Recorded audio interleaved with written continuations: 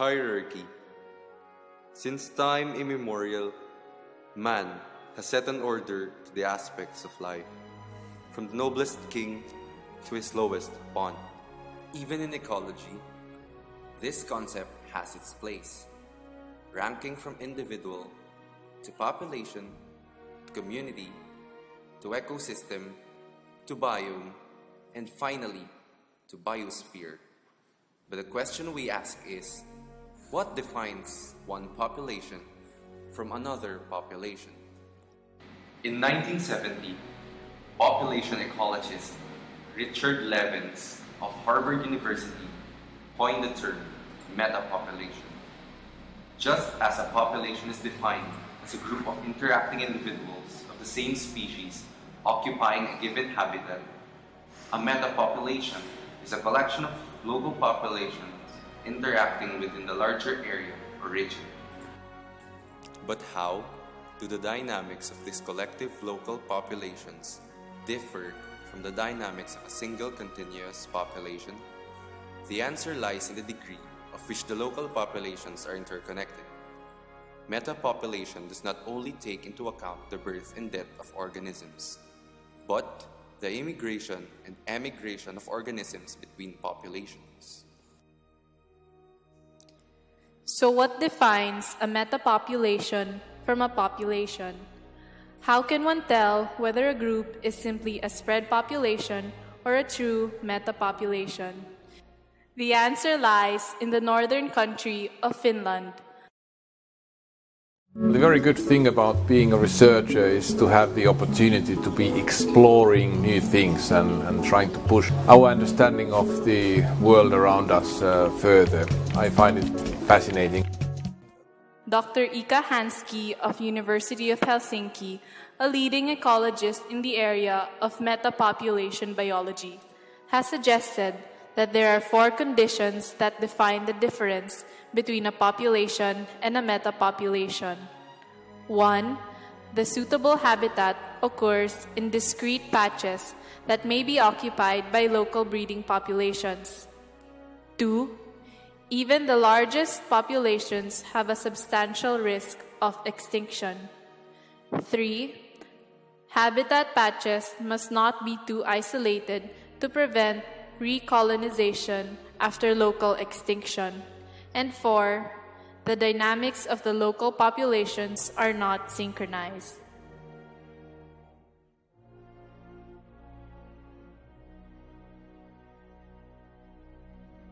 The fundamental idea of metapopulation persistence is a dynamic balance between the extinction of local populations and recolonization of empty habitat patches. In 1970, a simple model of metapopulation was proposed by Levins, where metapopulation size is defined by the fraction of habitat patches occupied at any given time.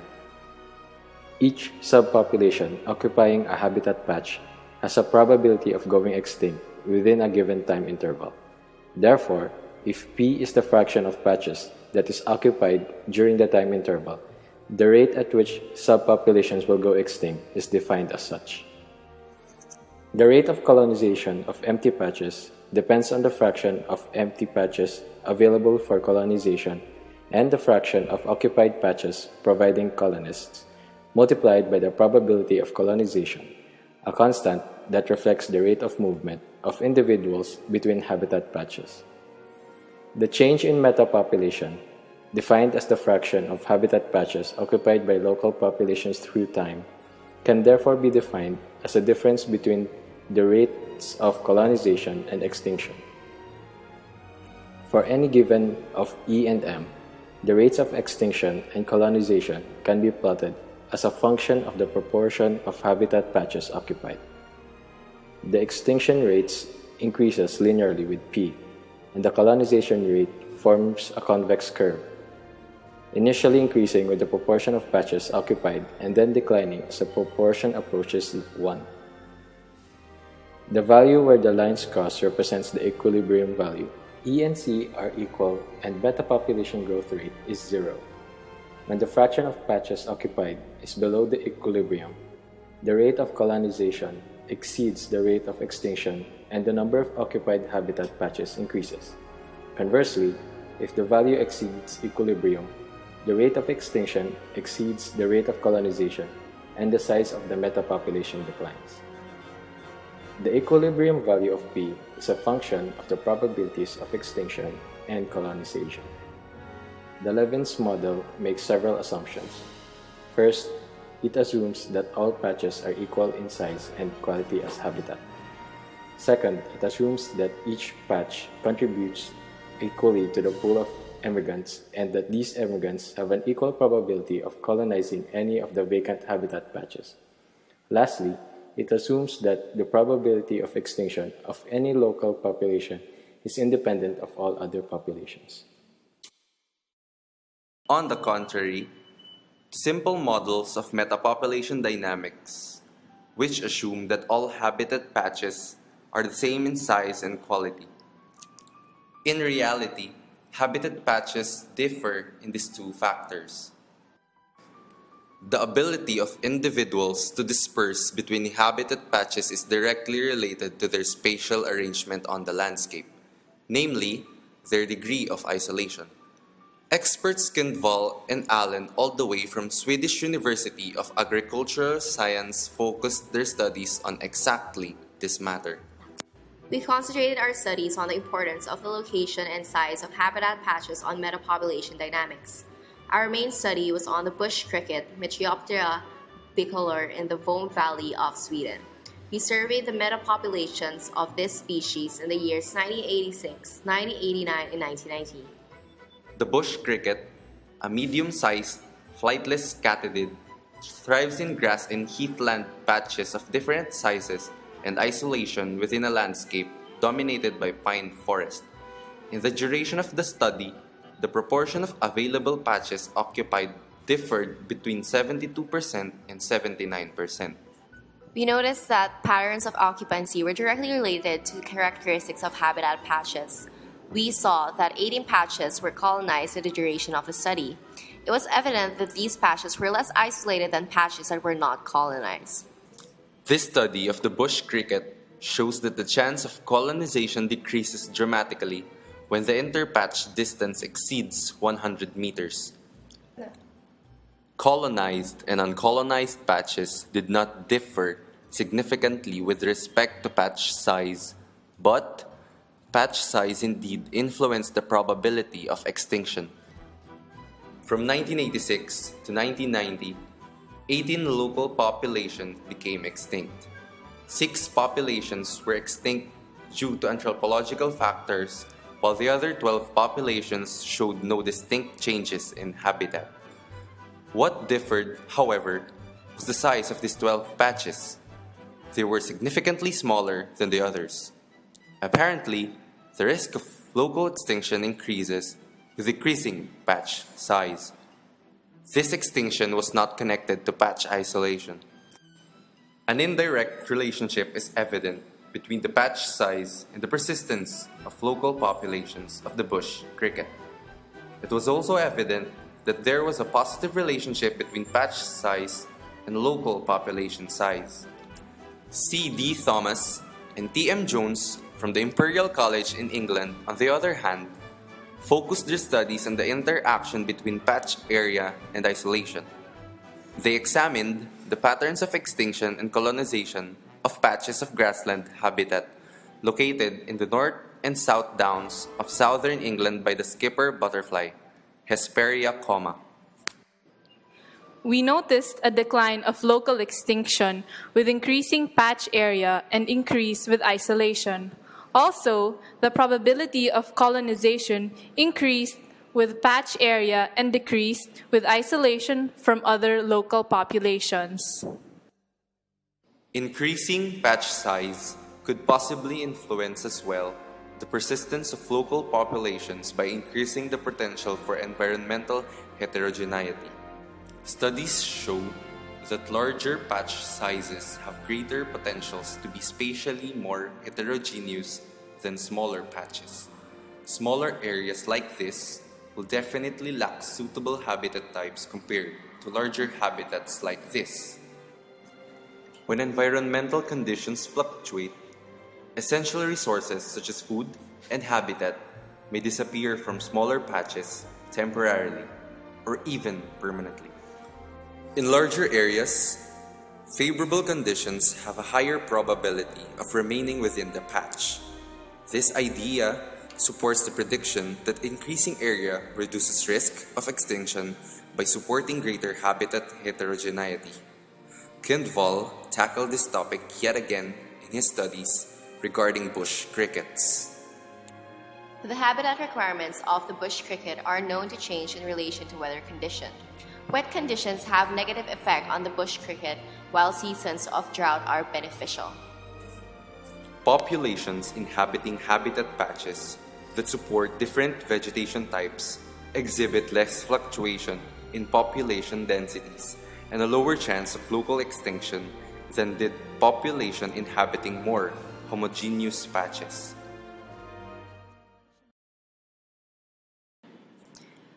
Rescue effect is a significant factor in metapopulation. Rescue effect refers to the decreasing risk of extinction due to the increasing population size, which occurs with an increased rate of immigration. Differences in habitat quality among patches may produce this rescue effect, although dispersal from source populations in high-quality habitat may lead to sink populations in the inferior habitat. The mainland island metapopulation structure refers to a single habitat patch being the dominant source of individuals emigrating to the other habitat patches within the metapopulation network. Many populations are essentially similar in mainland and island structure. This results to the high variation in habitat patch or population size. In the persistence of a metapopulation, asynchronous dynamics of local populations play a key role. A chance of extinction that is completely independent in every local population results to a rapid decline in the probability of metapopulation extinction. This declines along with the increasing number of local populations. If extinction probabilities are correlated, however, metapopulations with even large numbers of local populations may be susceptible to extinction. Although a number of demographic and environmental factors can potentially synchronize the dynamics of local populations. Weather, for example, causes insect populations to fluctuate in synchrony over broad geographic areas, and a single drought or freeze may eliminate multiple local populations. This reduces the likelihood of persistence for metapopulations. During longer periods of time, deterministic extinction may result from changes in landscape and habitat. The work of C.D. Tomas of Imperial College provides an example of regional-scale synchronization of local populations resulting from a large-scale change in habitat availability. At the beginning of the 20th century, the skipper butterfly inhabited most of the chalk grasslands of southern England. Despite its extensive distribution, the skipper butterfly has specific ecological requirements. It only occurs on heavily grazed, calcareous grasslands where the turf is short and sparse. The conversion of lands to agriculture and a reduction in the stocking of lands with domestic animals led to a gradual decline of the skipper butterfly in the first half of the century, with a retraction of the distribution southwards. As much as the physical environment affects the potential rates of colonization and extinction, species themselves are also considered to be a great factor that also affects the potential rates of colonization and extinction. Species, more or less not entirely isolated from a network of patches, gradually disperse through different local patches occupied or unoccupied. Species occupying frequently changing habitat that is temporary and capable of bearing a relatively large population has the greatest tendency of dispersal, whereas localized stable habitats are much less prone to dispersal. According to the study of Helen Peat and Alistair Fitter of the University of York, England, specialized and dispersal mechanism, particularly on some plant species, can result to long-distance dispersal as compared to small mean dispersal distances to some plants that do not have specialized wind dispersal mechanisms. Generally, long-distance dispersal allows the species to travel a much wider space where migration to a different local patch could be possible. Another factor brought about by species that can influence the potential rates of colonization and extinction is their mode of reproduction. Asexual means of reproduction has a higher growth rate as compared to that of sexual mode of reproduction. Due to this, asexual reproduction has lower chances of extinction, but as their individual clones are reproduced, spatial distribution of offspring is not that large where dispersal is not that efficient. Large body size requires large patch size, whereas smaller body size requires smaller patch size. This relationship also affects the potential rate of colonization and extinction among a network of patches of a metapopulation. Take for example this guy and this guy.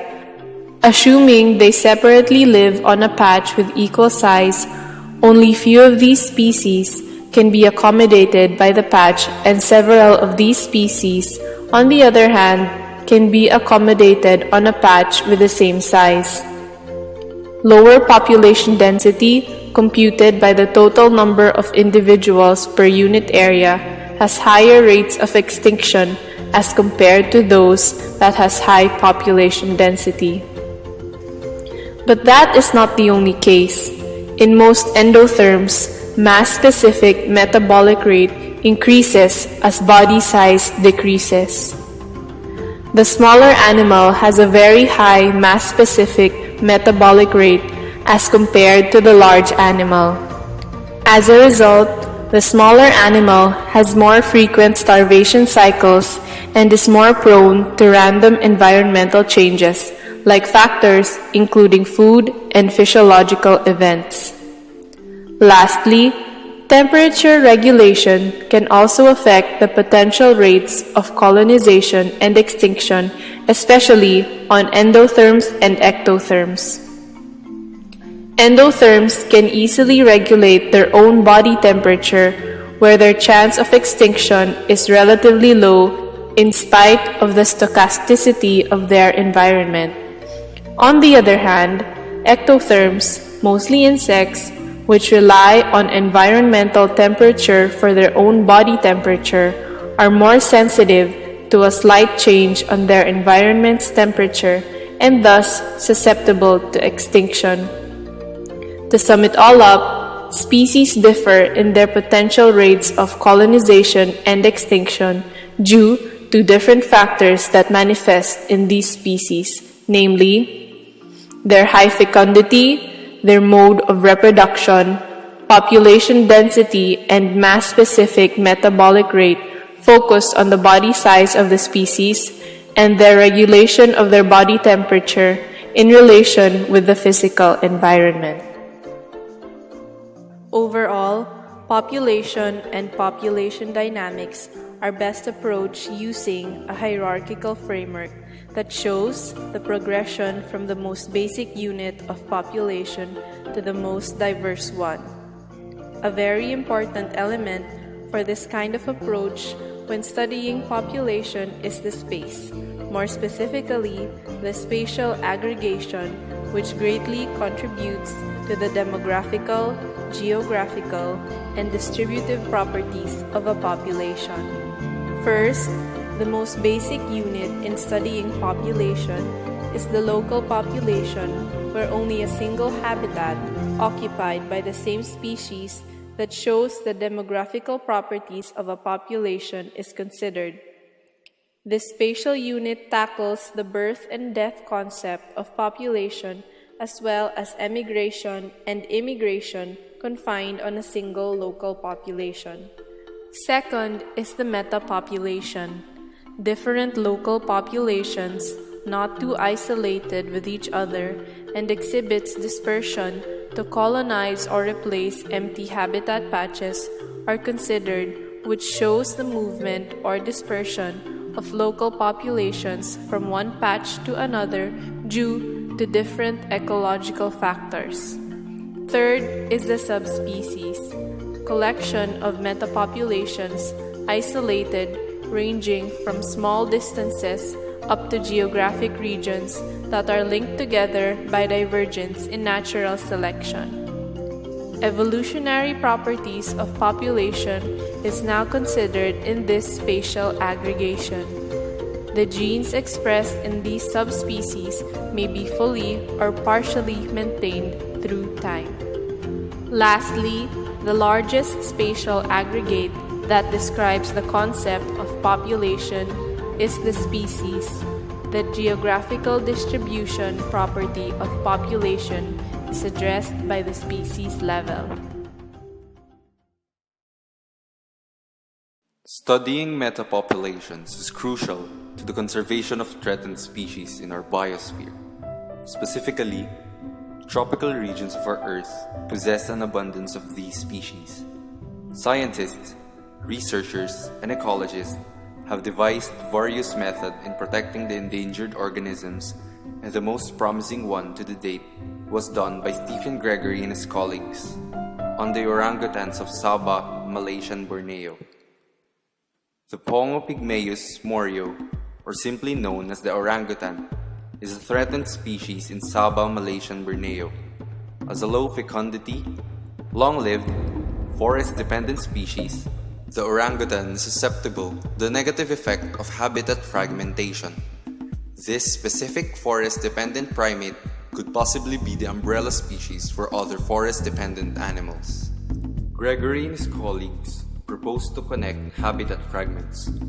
These corridors should help avert population extirpation and eventually species extinction by augmenting dispersal and promoting genetic admixing, movement out of unsuitable habitat, and recolonization of extirpated subpopulation. Using coupled niche population models that capture a metapopulation distribution and its major processes, Gregory forecasted the effect of current-day and future-informed habitat corridor implementations under two scenarios, where 1. Land cover and climate change continue unabated, or no mitigation, and 2. Local and international cooperation mitigates their synergistic impact, or mitigation. The study showed that future-informed corridor placement maximizes long-term metapopulation abundance when human-driven land cover and climate change alter the composition of suitable habitat. By contrast, there is no apparent benefit in using future forecasts of breeding habitat to inform corridor placement if conditions remain comparatively stable. For the Sabah orangutan, under persistent land cover and climate change, habitat corridors should connect current-day populated eastern habitat fragments with vacant fragments in the state's west. The effectiveness of habitat corridors can be improved by using habitat suitability model projections to inform corridor placement in rapidly changing environments, even for long-lived, low fecundity, phaeopathic species such as orangutan. The Philippine tarsier, a small endemic nocturnal primate, is another species which is threatened within the tropical forests of the Philippines in Southeast Asia. This primate has been enlisted as a flagship species for an emerging societal conservation movement and an expanding ecotourism industry. With that said, conservation efforts are indeed necessary to recover the threatened species. Although most conservation efforts have targeted taxonomic entities, conserving finer-grained genetic diversity across a species range is essential to preserving metapopulation dynamics, preventing inbreeding depression, avoiding population collapses, and ultimately ensuring against extinction. In the study done by Rafe Brown and his colleagues, the mitochondrial and nuclear DNA were used to empirically infer geographic partitioning of genetic variation and to identify evolutionarily distinct lineages for conservation action. With their results, they were able to emphasize that the Philippine archipelago's tarsier populations are partitioned into at least 3 genetic variants. Their results require a refined conservation strategy for the effective preservation of the geographical distribution of genetic variation in this flagship species. Amphibians are often considered as having limited dispersal abilities. As such, pond-breeding species are often assumed to form metapopulations. Amphibian species worldwide, especially in the tropical regions of the Earth, appear to be suffering population-level declines caused, at least in part, by the degradation and fragmentation of habitat in the intervening areas between habitat patches. If the simplification of amphibians occupying metapopulations is accurate, then a rationally based conservation strategy informed by metapopulation theory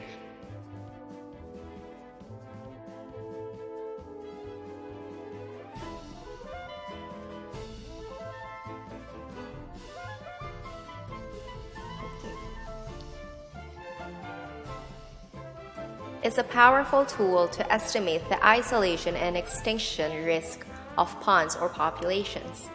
Alex Smith and David Green found that in majority of cases, 74%, the assumptions of the metapopulation paradigm were not tested.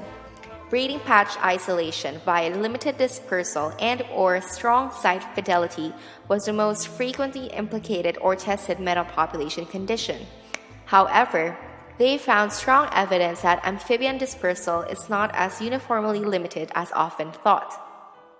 Populations isolated by distances approaching the range of 11 to 13 and 8 to 9 kilometers are perhaps more likely to exhibit metapopulation structure than less isolated populations. Those studies that cover larger areas also tended to report longer maximum movement distances.